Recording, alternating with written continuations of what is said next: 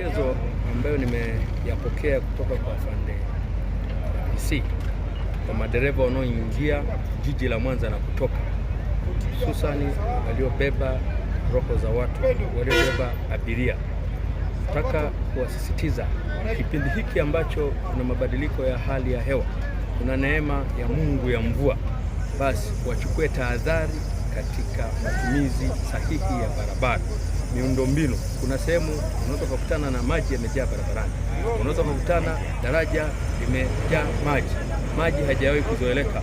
Maji usiyazoee kirahisi. Tafadhali sana, chukua tahadhari zote za kuepuka kwenda kwa ajili mwisho wa siku tunaweza kukuta kwamba umesababisha madhara ya kutokea kwa ajali. Madhara ya ajali kila mmoja anayafahamu. Kama hujaribu chombo chako yapata uharibifu, basi ujue basi kuna madhara ya binadamu, pia hata kupoteza maisha. Kwa hiyo chukua tahadhari kubwa sana.